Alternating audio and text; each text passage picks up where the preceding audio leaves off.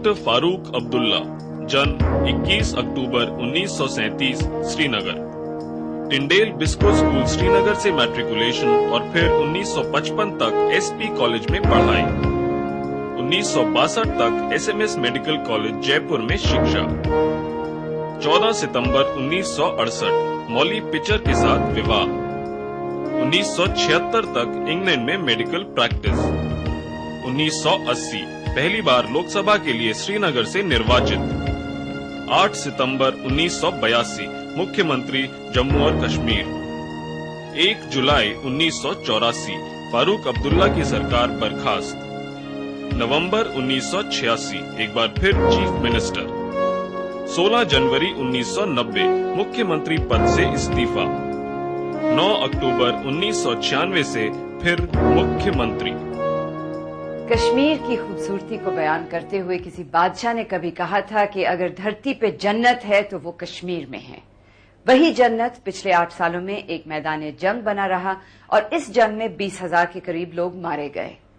आज जिस शख्सियत से हम आपको मिला रहे हैं उनके बारे में कहा जा सकता है कि उन्हीं की निगरानी में कश्मीर बर्बादी के रास्ते पे चला और अब अगर वो शांति के रास्ते पे चल रहा है तो भी उन्हीं की निगरानी में। आइए मिलिए डॉक्टर फारूक अब्दुल्ला से।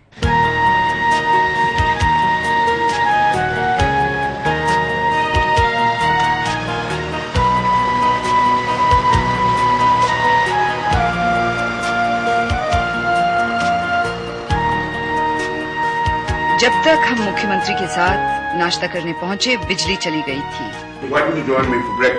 सर्दियों का मौसम श्रीनगर में वैसे भी कठिन होता है।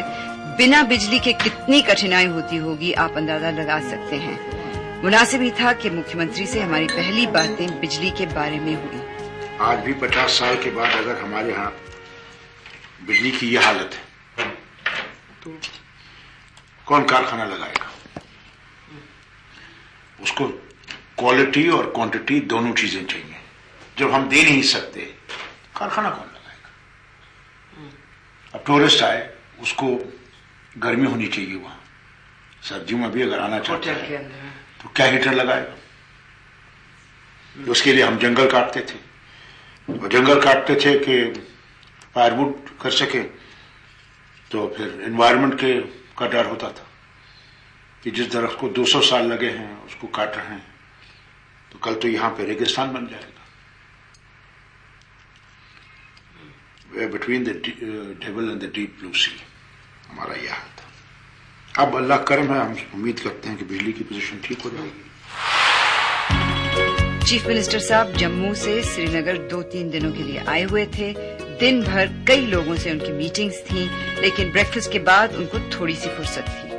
एक बात है जो बाकी देश को बिल्कुल समझ में नहीं आती है कि जो कश्मीर में ये अलग होने की जो भावना है, जो जज्बात है, ये कहाँ से पैदा हुआ है कि कश्मीर एक अलग ही हिस्सा था, अलग मुल्क था? कभी नहीं था। नहीं, ऐसी बात नहीं है, अलग मुल्क की बात नहीं है। सवाल इस बात का है कि कुछ लोगों ने इसको इतना उछाला है। कोई ऐसी बात नहीं है, अलग बात की तो होने का सवाल नहीं। हम लोग तो वतन का एक हिस्सा हैं। तो सिर्फ सवाल इस बात का कि कुछ हमारे कुछ जब रियासत ने मुल्क के साथ इल्हाक किया, एक्सेशन किया, उस वक्त हमारे से कुछ वादे किए गए थे। वो वादे आहिस्ता आहिस्ता इन लोगों ने तोड़ दिए। अब एक उससे एक काफी दिलों में एक बेचैनी से फैल गई है कि साहब जब हमसे वादे किए गए उन वादों को क्यों नहीं ऑनर किया गया।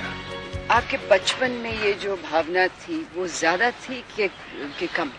मेरे बचपन में कभी इस भावना ऐसी थी नहीं। मैंने तो हर वक्त अपने आप को वतन का एक हिस्सा समझा है। पर जो आम कश्मीरी था? हम कश्मीरी के भी कई किस्म के लोग हैं यहाँ पे जो 1947 से जो इलाका है वो कभी मानने को तैयार नहीं है। ऐसे लोग भी हैं, बहुत कम हैं, मगर हैं। मुल्क में हर किस्म के, जैसे घर में हर किस्म के लोग होते हैं वैसे मुल्क में भी हर किस्म के लोग हैं। वो कश्मीर जो आपके बचपन का था वो बेहतर था कि ये वाला थोड़ा सा बेहतर है? कई चीजों में अगर देखा जाए तो हम लोगों ने बहुत तरक्की की है इन 50 साल में। हम कहें नहीं हमने तरक्की नहीं की, बहुत तरक्की की है। और इंशाअल्लाह ये इंसर्जेंसी नहीं होती, ये मुसीबत नहीं होती तो हम बहुत आगे गए होते हैं। क्योंकि जो लिबरलाइजेशन मुल्क में हुई उसका फ़ायदा हम उठा नहीं सके और हम लोग काफ़ी पीछे रह गए मुल्क के बाकी रियासतों से।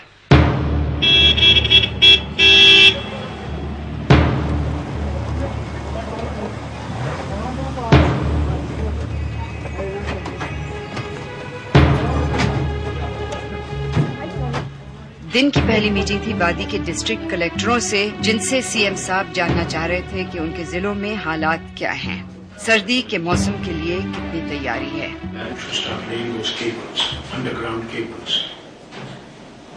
So that these overhead cables that we have got in these towns should gradually be got rid of, and we should go into the modern system with underground cable. That is the only best way we can stop wastage of power, as well as probably have the bharat pade ya kuch pade protect the lines of the ठीक रहेगी।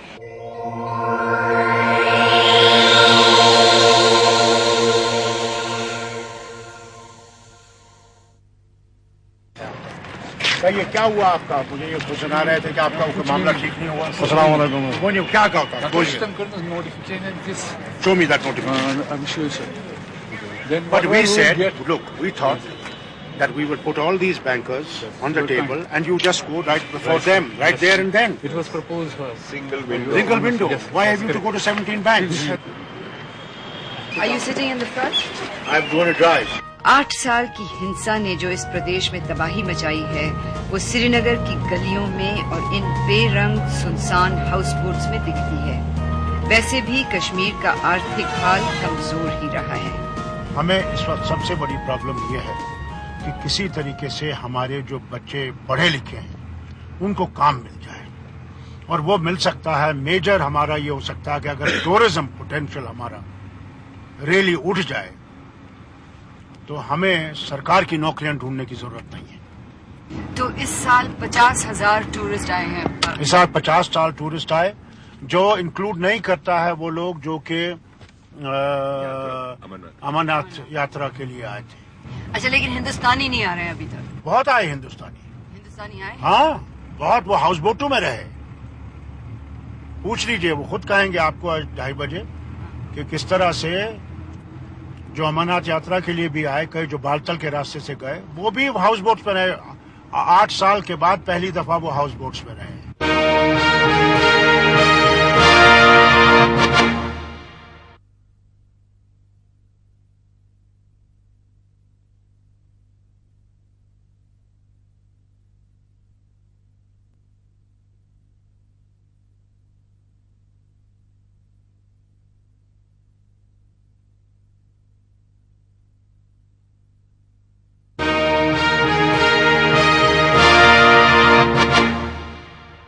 कैसे हो भाई लोगों? ठीक हो जनाब?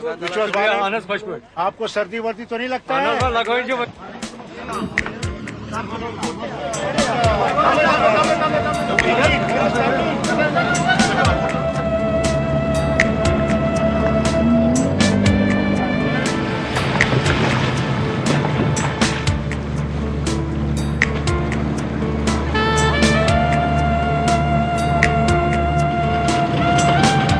मुख्यमंत्री की अगली मीटिंग हाउस बोट वालों से थी। हम कहते हैं 10,000 से 3 लाख तक जो मर्जी आप कीजिए। किसी को 20,000 चाहिए 20,000, किसी को 3 लाख चाहिए वो 3 लाख, 5% आपको देना है बस।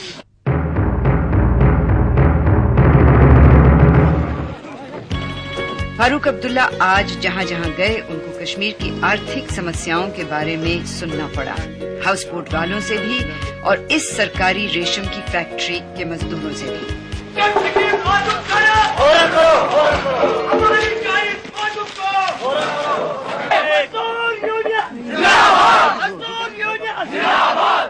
मिल प्राण्य लूट तिवारिया तो वारियान तरफ अभी आप अपने स्पीच में क्या कह रहे थे उनको कश्मीरी में? मैंने स्पीच से ये कहा कि देखो जी, बर्बादी देखो क्या हुई है, देख लो, मर गया कश्मीरी, इज्जत लुट गई कश्मीरी की, घर उठ गया कश्मीरी का, पाकिस्तान को क्या क्या क्या नुकसान। अब जब आप इस तरह की तकरीरें करते हैं तो लोग सुनते हैं क्या? जी मानते हैं ये बात? देख लिया, नहीं, यहाँ पे खुद लोगों ने सिर्फ दूर थे, चुनाव में, इलेक्शन में भी ऐसी स्पीचेस दी आपने? बिल्कुल, मैंने चुनाव में यही कहा। चुनाव में मेरा थ्रस्ट ही यही था कि हम कहाँ पहुंचे हैं और इससे निकलने के लिए हमने अगर अब कोशिश नहीं की तो कोई हमें निकालने वाला नहीं है। अच्छा, पर 1-1.5 साल पहले अगर आप ये स्पीचें देते तो कोई सुनने वाला नहीं था, तो ये क्या तब्दीली आई है लोगों के दिलों में? देखिए, लोगों में अब तब्दीली इसलिए आई है कि उनने अपनी बर्बादी की हद देख ली है। लोगों में खुद एक एहसास पैदा हो गया है। ये फारूक अब्दुल्ला ने पैदा नहीं किया, ये उनमें खुद एक एहसास पैदा हो गया है कि हम तकदीर अपनी बदला सकते हैं तो खुद बदला सकते हैं, कोई और बदलाने के लिए तैयार नहीं होगा। भारत के बाकी प्रांतों में ज्यादातर लोग ये मानते हैं कि कश्मीर में जो कुछ हुआ उसमें पाकिस्तान का हाथ था और पाकिस्तान ने ही यहां दहशतगर्दी पैदा की। लेकिन फारूक अब्दुल्ला मानते हैं कि पाकिस्तान ने सिर्फ हमारे राजनेताओं की गलतियों का फायदा उठाया। पहली गलती जवाहरलाल जी की ये है कि वो यूनाइटेड नेशंस में गए।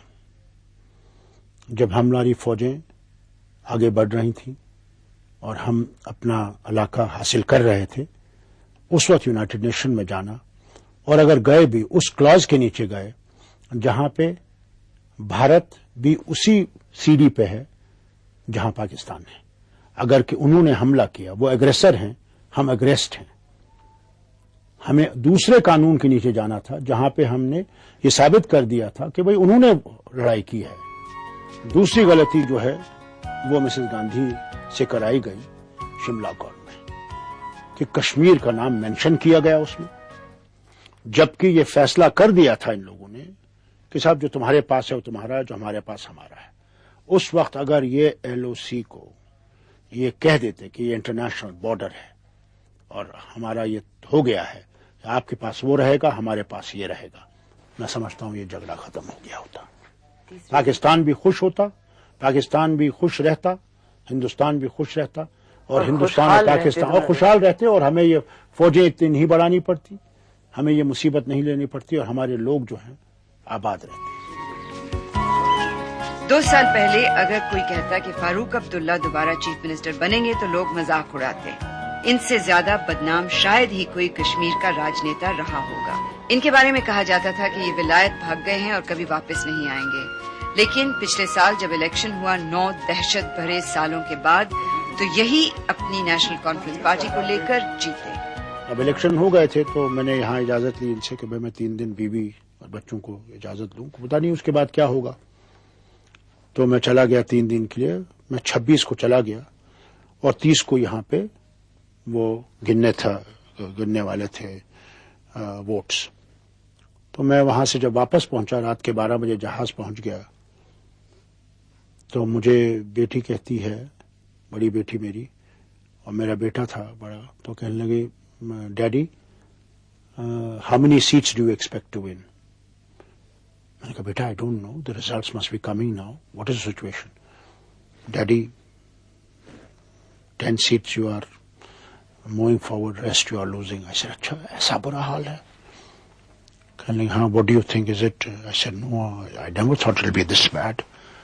तो my assessment was at least 50 seats we'll get. And she said, no, Dad, maybe we can go to 15. So when she started going upwards, I was getting a little nervous. I was going to collect my luggage also. So I said, look, for God's sake, tell me the truth. What is the situation? She said, Daddy, you're leading in 46 seats and many more to come as yet. And they think you will go to 2/3 majority. I couldn't believe it. So I said, are you talking now truth or you're talking that just to please me? تو جب میں گھر پہنچا تو مجھے وہ figures پتہ لگنے لگی، تو میں جب سویا تو مجھے سویا نہیں گیا. So I got up in the middle of the night and I started walking in the garden, and this police fellow who was protecting me, he asked me, he said, آپ سوتے کیوں نہیں ہیں؟ I said, بھائی مجھے نیند نہیں آ رہی. He said, why can't you sleep? I said, I'm afraid that if I'm going to have a landslide victory, am I going to be able to deliver goods?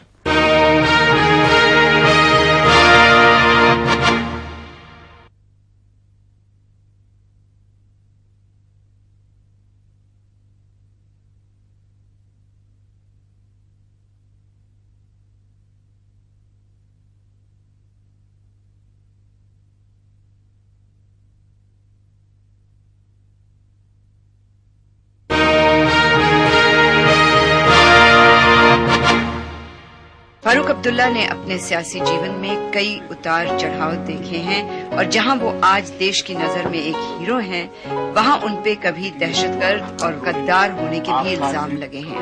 کہا جاتا تھا کہ شیخ عبداللہ کی گرفتاری کے بعد وہ JKLF کے ممبر بن گئے تھے، جو آج تک ان تنظیموں میں ہیں جو کشمیر کی آزادی چاہتی ہیں۔ ایسی بات ہے، نہیں، میں 74 میں مجھے انہوں نے بلایا، کیونکہ جو ہے یہاں پہ بھی محاذ رائے شماری ہوا کرتی تھی، پلیبسٹ فرنٹ ہوا کرتا تھا، اور POK میں بھی پلیبسٹ فرنٹ تھا جو وہاں پاکستان کے خلاف لڑتا تھا اور یہ کہتا تھا کہ صاحب کشمیریوں کو اجازت دینی چاہیے اپنا فیوچر ڈیسائیڈ کرنے کے لیے۔ انہوں نے مجھے بلایا اور کہا کہ بھائی آپ تشریف لائیے اور ہمیں آپ مظفر آباد میں، اور جو POK ہے پاکستان آکوپائڈ کشمیر ہے اس کو آئیے اور دیکھیے، ہم سے بات کیجیے، ہم نے ایک کنونشن رکھا ہے، آپ اس میں بھی شمولیت کیجیے۔ میں نے کہا میں ضرور آؤں گا، مجھے کوئی اعتراض نہیں، کیونکہ میں تو ڈاکٹر تھا اور مجھے کوئی مشکل نہیں تھی۔ میں گیا تو بھٹو صاحب سے ملا، تو اس کے پہلے مجھے بھٹو صاحب کے سیکرٹری نے جو کشمیری تھا اس نے مجھے کہا تھا باہر دفتر میں کہ بھائی ہم نے تو فیصلہ کر لیا ہے اندرا گاندھی جی سے ادھر شملہ میں کہ جو ہمارے پاس ہے وہ ہمارا ہے اور جو تمہارے پاس ہے وہ تمہارا ہے۔ کہا آپ کو؟ مجھے کہا اس نے، اور وہ زندہ ہے، اس کا نام یوسف بٹ ہے، وہ نیو یارک میں رہتا ہے۔ مجھے کہا تو جب یہ کہنے لگا کہ شیخ صاحب نے یہ کر دیا وہ کر دیا، میں نے کہا صاحب آپ شیخ صاحب پہ کیوں بلیم کرتے ہیں؟ آپ نے تو فیصلہ کر دیا ہے شملہ میں کہ وہ ان کا ہے اور یہ ہمارا ہے، تو اس میں تو کوئی مشکل رہی نہیں۔ تو اس میں کوئی ٹھنڈے ہو گئے کہ نہیں میں نے ایسا کوئی فیصلہ نہیں کرتا، وہ نہیں کرتا، کافی غصے ہو گئے۔ پھر کہنے لگے کہ شیخ صاحب کہتے ہیں کہ راولپنڈی روڈ کھولو۔ میں نے کہا خبردار جو راولپنڈی روڈ کھولا، کیونکہ اگر آپ نے راولپنڈی روڈ کھول دیا تو کشمیری یہ دیکھیں گے کہ POK میں تو کچھ بھی نہیں ہے، وہاں تو اسکول نہیں ہے، یونیورسٹی نہیں ہے، میڈیکل کالج نہیں ہے، ہسپتالوں کی ابتر حالت ہے، روڈوں کا تو نام ہی نہیں ہے، کچھ بھی نہیں ہے وہاں پہ۔ تو ہمارے یہاں تو تب بھی یونیورسٹیز ہیں، ہم لوگ آسمان کی طرف بات کر رہے ہیں، ہمارے ڈاکٹر اور انجینئر ساری دنیا میں ہیں، ان نے کہیں آپ کا حصہ دیکھ لیا تو وہ آپ کا نام نہیں لینے والے۔ تو وہ خوش ہو گئے۔ اس کے بعد ان کا ذرا پارا تھوڑا سا ٹھنڈا ہو گیا، انہوں نے کہا بھائی، تو پھر مجھ سے کہا انہوں نے کہ دیکھو ابھی اسی دن جس دن میں پاکستان میں اترا تھا یہاں پہ وہ اٹامک ٹیسٹ ہوا تھا پوکھرا میں، تو مجھ سے کہنے لگے کہ دیکھیے باتیں ہماری ٹوٹ گئی ہیں، مگر مسز گاندھی سے کہیے گا، ایک تو میرا پیار دیجیے گا اور مسز گاندھی سے کہیے گا کہ ہم یہ باتیں پھر شروع کریں گے۔ کشمیر کی سمسیا کی شروعات تھی فاروق عبداللہ کے پتا شیخ عبداللہ کی گرفتاری۔ بھارت میں زیادہ تر لوگوں کا ماننا ہے کہ شیخ عبداللہ کو 18 برس جیل میں رکھا صرف اس لیے کہ وہ کشمیر کو ایک آزاد ملک بنانا چاہتے تھے۔ فاروق عبداللہ اس کو غلط بتاتے ہیں۔ شیخ صاحب یہ چاہتے تھے، ایک زمانے میں شیخ صاحب کی یہ تمنا تھی کہ صاحب ملک کے ساتھ رہ کر ہم اپنی خود مختاری کو رکھیں مگر ملک کا ساتھ ہمارا ساتھ رہے۔ کبھی شیخ صاحب نے یہ نہیں سمجھا کہ انڈیپینڈنٹ کشمیر جو ہے وہ وائبل ہو سکتا ہے، دیر از نو پاسبلٹی آف دیٹ۔ پھر لوگوں نے بہت کچھ بنایا، آج بھی لوگ لکھتے رہتے ہیں، چلیے لکھیں، وقت بتائے گا۔ تو کشمیر کے مسئلے کا حل کیا ہے؟ کیا ہم امید کر سکتے ہیں کہ ایک دن کوئی حل ایسا مل جائے گا جس سے دکشن ایشیا میں پوری طرح سے شانتی آ جائے گی اور بھارت اور پاکستان میں دوستی ہو جائے گی؟ ہم نے فاروق عبداللہ کو اس کے بارے میں پوچھا۔ مجھے ایک ہی حل نظر آتا ہے، وہ ہے کہ پاکستان کو آپ نے جو ہے زور لگانا ہے اپنے دوست ملکوں سے، یونائٹڈ نیشنز میں ہر جگہ پہ زور لگانا ہے۔ جیسے اب آپ ایران میں کامیاب ہو گئے کہ OIC میں کشمیر کا مسئلہ نہیں اٹھے گا، نہیں تو پاکستان جو کوئی بھی ایونیو ان کو ملتا ہے وہاں پہ اٹھاتے ہیں،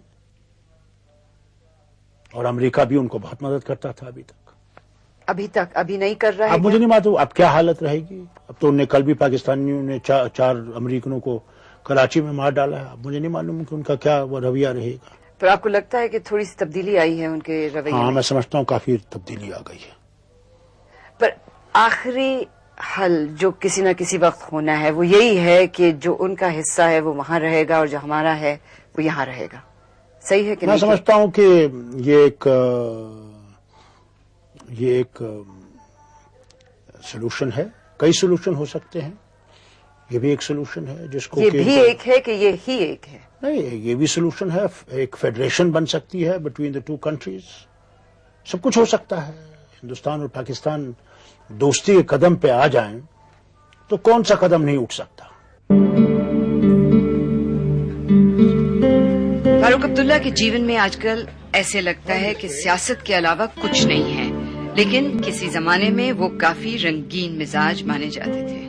لوگ کہتے ہیں کہ ڈاکٹر فاروق عبداللہ بدل گئے ہیں، کہ وہ disco chief minister doctor Farooq Abdullah اب نہیں رہے. کیا یہ صحیح ہے؟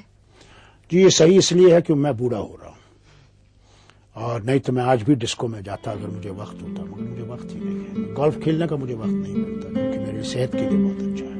آپ کو تو گانے کا بھی بڑا شوق ہوتا تھا. ایک زمانے میں ہوتا تھا جب اللہ نے آواز اچھی دی تھی. اب کچھ اب واپس لے لی ہے کیا؟ اب آواز ڈھل گئی ہے تھوڑی سی. اور شبانہ اعظمی کو اپنی موٹر سائیکل پہ بھی نہیں لے کے جاتے کہیں؟ جی میں مادھوری دیکشت کو لے جانا چاہتا ہوں اگر آپ میری سفارش کریں. چیف منسٹر کے ناطے آپ کے خیال میں آپ کی سب سے بڑی اچیومنٹ کیا رہی ہے؟ میری سب سے بڑی اچیومنٹ یہ رہی ہے کہ میں نے یہاں کے لوگوں کو سینس آف بلونگنگ دی ہے. اس کا مطلب یہ ہے کہ ان میں ایک جذبہ پیدا ہو گیا ہے کہ اس بربادی سے ہمیں رک جانا ہے جس کی طرف وہ جا رہے تھے. اگر آپ ایک چیز کر سکتے جو آپ سب سے اہم سمجھتے وہ کیا ہوگی؟ میں سمجھتا ہوں سب سے اہم چیز جو میرے لیے ہے وہ ہے کہ میں جو یہ ہمارے ہندو بھائی ہیں انہیں گھر واپس عزت سے لا سکوں، میں سکون سے مر سکوں گا.